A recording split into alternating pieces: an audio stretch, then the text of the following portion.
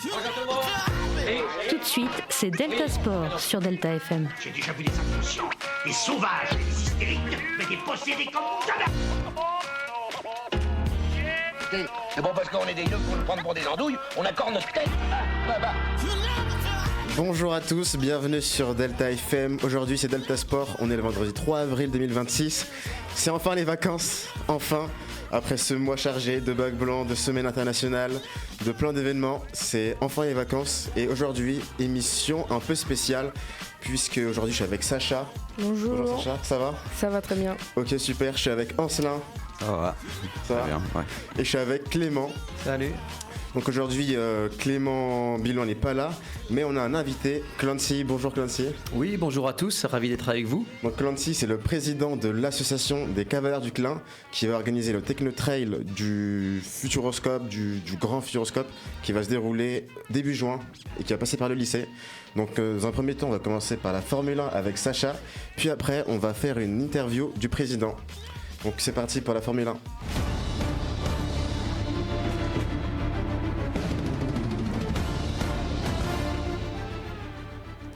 Donc aujourd'hui, je vais vous parler du Grand Prix du Japon qui s'est déroulé le week-end dernier du 28 au 29 mars. La course a fait 53 tours. Et ce week-end, c'était pas un week-end de sprint, donc il n'y avait pas de course de sprint. Pour le résumé du GP sur la qualification qui s'est déroulée le samedi, on a eu Mercedes qui a dominé toutes les qualifications. Contrairement à Max Verstappen, on n'a jamais vu ça. Il ne se qualifie même pas en Q3. Voilà. Pour la course, on a eu un très mauvais départ pour Mercedes qui était devant en première et deuxième position. Ils ont fait un très mauvais départ. Dans les tours 17-22, on a eu les premiers arrêts au stand. Pour tous les leaders, il y a eu pas mal d'arrêts. Au tour 22, on a un énorme accident. Le premier vraiment gros accident de Oli Biermann. En voulant éviter Colin Pinto, il sort et il tape le mur. Il s'est légèrement blessé à la cheville, mais rien de grave. Et il s'est pris 50 G au moment du choc. Donc c'est vraiment énorme. Et vers le tour 42, on a eu une bataille entre les Ferrari. C'était une petite bataille, mais très belle. Et donc pour le classement, ça continue. C'est toujours Mercedes qui domine. C'est Antonelli le premier. Ensuite, on a Piastri qui est de McLaren. Puis Ferrari, donc Leclerc. Ensuite, ce sera Russell et Norris. Pour le premier français, c'est toujours Gasly qui est 7ème, qui finit 7ème. Et pour le classement d'écurie, c'est Mercedes, puis Ferrari, McLaren, Haas et Alpine. Ça ne change pas, Alpine qui donc sont 5e. Et pour parler un peu de l'actu de la Formule 1, cette semaine, on a eu Max qui dit qu'il n'aime plus du tout la F1, on dirait. Il dit que c'est du Mario Kart à cause des voitures qui deviennent hybrides et qui sont électriques. Ouais. Qu'il aime un peu beaucoup. Et il y a beaucoup de rumeurs comme quoi il quitterait la F1 pour l'année prochaine. Pardon. Pour aller où ? Pour ta retraite ? Je sais pas. Mais là, en tout cas, cette semaine, il a participé à une course de GP à Nürnberg, je crois. C'est un grand circuit très connu en Allemagne. Donc il a participé à ça. Il y avait aussi Lance Stroll qui a fait une course de GT. Donc il sort complètement de la F1. Voilà. Et à voir la suite. Ok. Super, merci Sacha. On va donc passer à l'interview. Allez, c'est parti. Donc, tu veux faire l'intro, là ? Allez. Merci. Donc aujourd'hui, nous recevons Monsieur Perrine, donc le président de l'association des Cavaliers du Clin, organisateur du Techno Trail. Donc c'est une course qui allie sport et découverte du territoire. Merci Clancy d'être parmi nous. Merci, bonjour à tous. Bonjour. Donc le Techno Trail, c'est quoi concrètement ? Peux-tu nous présenter en quelques mots ce qui rend cette course unique ? Alors, le Techno Trail, en fait, c'est une course et une marche qui permet de découvrir la technopole du Futuroscope, notamment, à travers ces bâtiments emblématiques que l'on voit de loin, on passe à côté, mais sans savoir comment c'est à l'intérieur et encore moins ce qui s'y fait.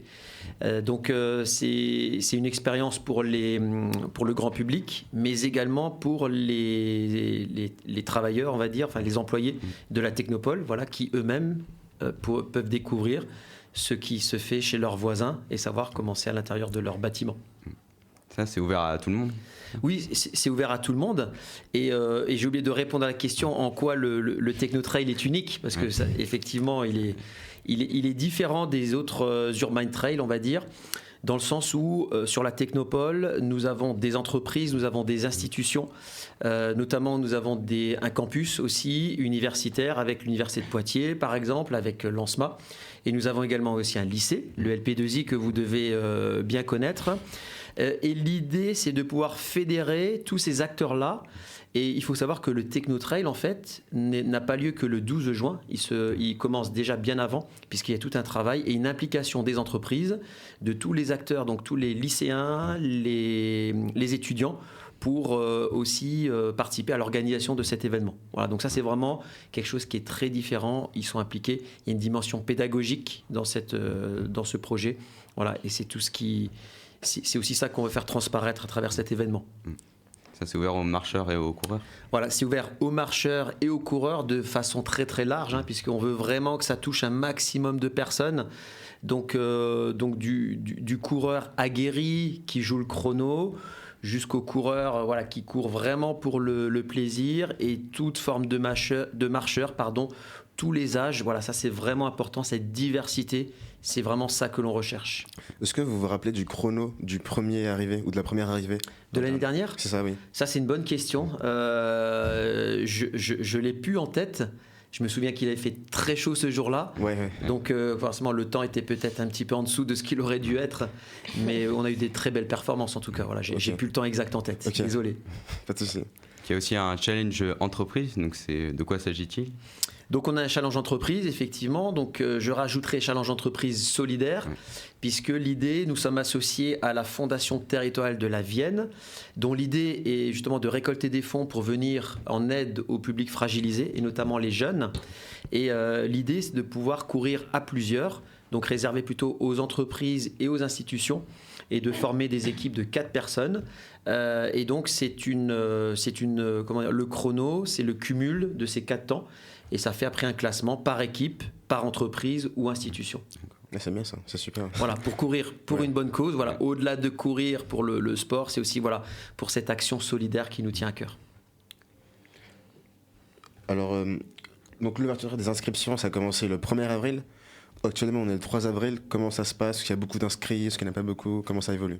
Donc c'est la 2e édition, donc le 1er avril, ça fait déjà 2 jours, donc ça se passe très très bien. Okay. C'est vrai que la première, en 24 heures, nous avons fait plus de 900 dossards de vendus, donc c'est bien sûr une première pour cette course, hein, c'est sa 2e édition, donc ça part vraiment très fort. Aujourd'hui on a un peu plus de 1100 dossards, donc sachant que les marcheurs sont déjà complets. Voilà, et pour nous, organisateurs, c'est vraiment une super nouvelle, puisque ça veut dire qu'il y a de l'attente derrière, il y a des gens qui veulent venir, et ça nous fait d'autant plus plaisir. Les coureurs et les marcheurs ont le même parcours?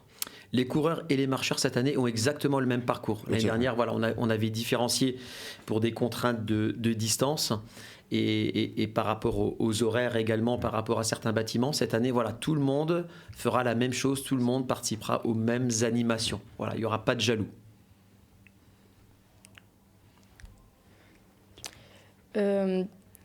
Comment est née l'idée de créer cet événement?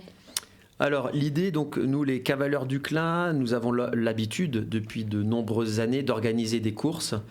On était donc divers formats de courses. La dernière étant une course plutôt de nature qui s'appelait la Cavalcade et qui s'essoufflait sur 2 plans, sur le nombre d'inscrits et aussi sur les bénévoles qui, par rapport à la période, etc., c'était un peu compliqué. Donc on a voulu se réinventer, on a voulu trouver autre chose et on a voulu vraiment associer la course à pied à une autre dimension. Voilà, cette dimension solidaire, cette dimension découverte, cette dimension fédérée des équipes, cette dimension cohésion, cette dimension découverte, journée patrimoine, visite de structures privées, parce que ça répondait aussi à plein d'attentes de certaines personnes. Donc on a essayé de rassembler autour d'un même événement, de cocher toutes ces cases. Voilà. Et je crois qu'aujourd'hui, on a réussi, en tout cas les personnes en témoignent, je pense qu'on a réussi ce challenge. Okay. Et derrière un événement comme le Technotrail, il y a beaucoup de travail. Combien de bénévoles et de membres de l'association Les Cavaliers du Clin sont mobilisés pour que tout se passe bien? Alors ça, c'est effectivement fondamental, hein, c'est une excellente question. S'il n'y a pas de bénévoles, et ça c'est vrai dans toutes les associations, rien ne se fait, tout s'écroule, hein. On est bien d'accord et j'insiste bien sur ce point-là. Il y a donc chez les Cavaliers du Clin, nous avons un groupe de travail qui est constitué de 20 personnes, donc vraiment des membres très actifs et qui préparent le Technotrail depuis déjà plus de 6 mois maintenant, hein, ça se prépare 1 an à l'avance, hein. Et donc voilà, on a vraiment un groupe solide là de 20 personnes, et puis après le jour J, bien évidemment, il y a tous les bénévoles de l'association, et au-delà, puisque les cavaliers mobilisent aussi leurs amis, leurs familles, copains, etc. Et donc là, ça peut monter chez les cavaliers jusqu'à 80 personnes mobilisées le jour J, sachant qu'à cela s'ajoutent tous les bénévoles du lycée pilote, hein, innovant, hein, bien sûr. Hein. Ça représente énormément de personnes dans l'organisation, les animations, l'ANSMA et bien évidemment l'Université de Poitiers. Donc le jour J, hein, ça peut aller jusqu'à... alors cette année, on ne l'a pas encore évalué, mais là, je pense qu'on ne sera pas loin de 200 bénévoles mobilisés en tout le jour J sur l'événement. Okay. Donc après une première édition qui a été très réussie du Technotrail, donc il y avait plus de 1400 inscrits. Donc quelles sont vos ambitions pour les prochaines années? Plus de coureurs, de nouveaux parcours, quitte à augmenter la distance du parcours pour découvrir de nouveaux lieux? Alors c'est une bonne question aussi. L'année prochaine, il y a un événement phare qui nous anime, c'est les 40 ans du Futuroscope et les 40 ans de la Technopole du Futuroscope. Donc on souhaite que cet événement s'inscrive justement dans cette dynamique en proposant des choses nouvelles, des choses innovantes, pour encore plus d'expérience au niveau des utilisateurs. Quelles sont les idées? Eh bien justement, ce sera l'effet de surprise qu'on va vous réserver. Super. Est-ce que vous avez d'autres questions ou bien une chose à ajouter? Écoutez, non, moi je suis ravi en tout cas de faire cette interview avec vous, et notamment le LP2I à qui je veux faire un clin d'œil, parce que l'année dernière vous avez assuré. Cette année également, je veux remercier aussi la proviseure du lycée pilote, qui vraiment s'implique, a montré beaucoup de motivation dans ce projet. Et ça nous tient à cœur vraiment, parce que ça emmène aussi toute une dynamique. Et je veux remercier également Monsieur Jourdain, qui porte aussi, qui est mon référent sur le LP2I, et qui arrive à embarquer des lycéens qui sont vraiment emparés le projet. Ça c'est vraiment chouette, ils ont vraiment carte blanche, ils sont libres de faire ce qu'ils veulent, bien sûr dans la limite du règlement intérieur de l'établissement. Mais déjà plein de surprises, et ça fait vraiment chaud au cœur. C'est vraiment dans cette dynamique-là qu'on veut avancer. Merci beaucoup, merci à tout le monde pour cette interview. Merci beaucoup. On se retrouvera donc le 12 juin pour la course. Vous y participez? Moi, oui, je me suis inscrit. Ok, super.